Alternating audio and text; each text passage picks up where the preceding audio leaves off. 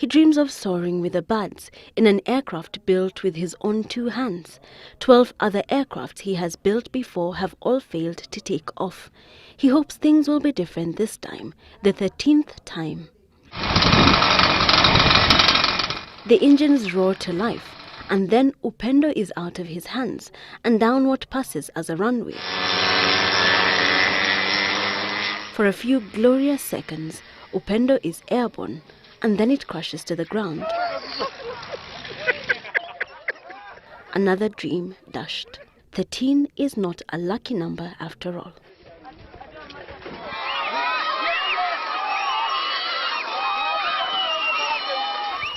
And when the time came, the homemade plane was towered by a car to gain the required speed to take off, but seemed to be more obsessed with the ground than the air, failing to take off.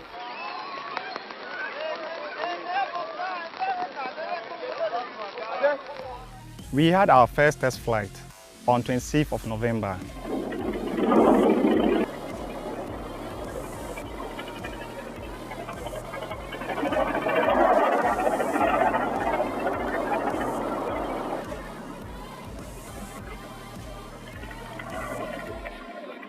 We tested the speed of the aircraft and it was okay.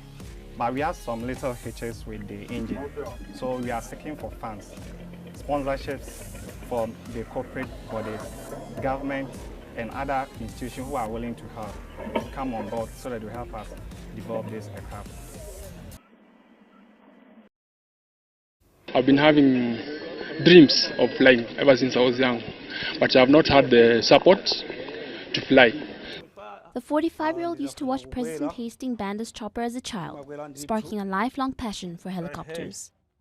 After years of planning and watching war movies, he decided to build one of his own. My intention is to show to Malawi that Malawians too can do what the whites do. We had some challenges with the wiring system resulting in short circuits, but slowly everything has been sorted out.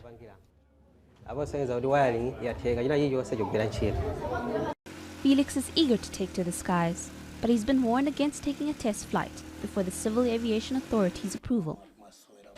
If his first flight is successful, Felix will be flying into the history books with his homemade helicopter and his sky-high ambitions.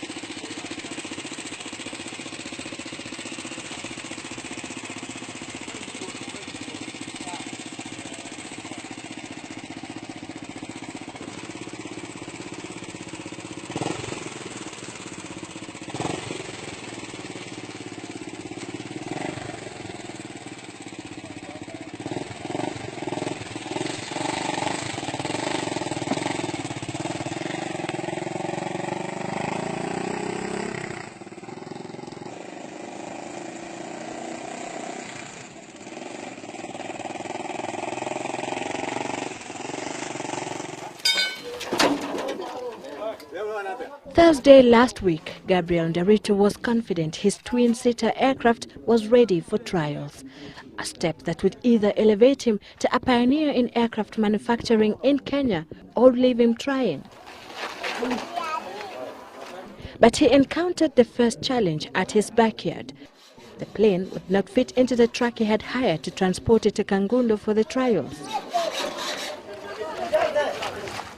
But Gabriel and his team did not anticipate the mishap that followed. The plane collapsed. But that did not mean the end of the road. The mechanics did their part to restore it. And the IT specialist turned pilot, who admits has never seen the inside of a cockpit, did his.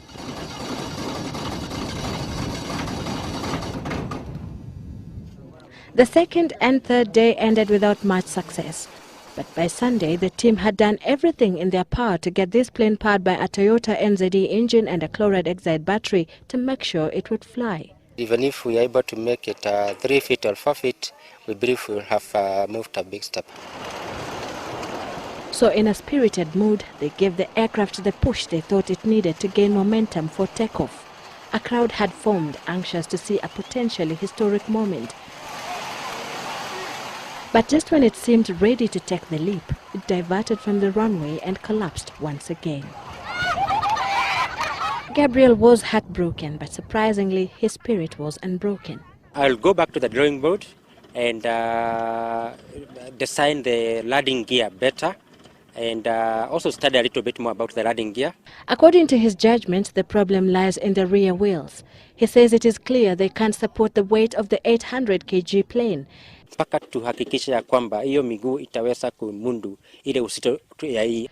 In a month's time, Gabriel expects to be back here for a second trial. Got quite a bit of reserve willpower, and I think the small hiccups are more so nothing to do with the aerodynamics. They are more so to do with small practicalities like sparking plugs, nothing to do with the aerodynamics. When you dream big, you have to start somewhere. For Chris and Samba, the founder of the African Space Research Programme, that entails using his back garden to construct Uganda's first jet aircraft, ahead of the planned launch of a satellite into space. Okay, we are supposed to at least have a probe in the lower orbit of the Earth, at least in the next 4 to 5 years. There is still a long way to go. The engine for this prototype is yet to be built. Chris and his team are just putting the finishing touches to a shell. And they will have to build a much more robust machine from scratch in order to realise his dreams. But his volunteers appear willing to put their lives in his hands. As we take this project up, I expect to be one of the participating flying pilots for this project. So far, the programme has received a modest $80,000 or so in private donations, but its prospects have been boosted by an official pledge of support from Uganda's government, which is donating an undisclosed sum. The President has talked to them on phone, and based on my report, he has agreed to give them some support. Reaction to the government's backing for the space programme from citizens on the streets of the capital, Kampala, has been largely positive. Right now we have the priorities to be invested in money like construction of roads, construction of hospitals, even the healthcare is in a very bad state. It's really a good idea, but it needs some time to invest money. Space research, to me, I think is very important. It's very paramount because, first of all, it will educate our people. But Chris's ambitions haven't always been viewed favourably. And he admits that even now, people sometimes think he's mad. When we are done with our work, when we are done with our project, it does the talking on our behalf. So that's not really an issue of being called crazy. The development of a thick skin leaves Chris confident that he can deal with the many ups and downs that will surely confront him in the years ahead.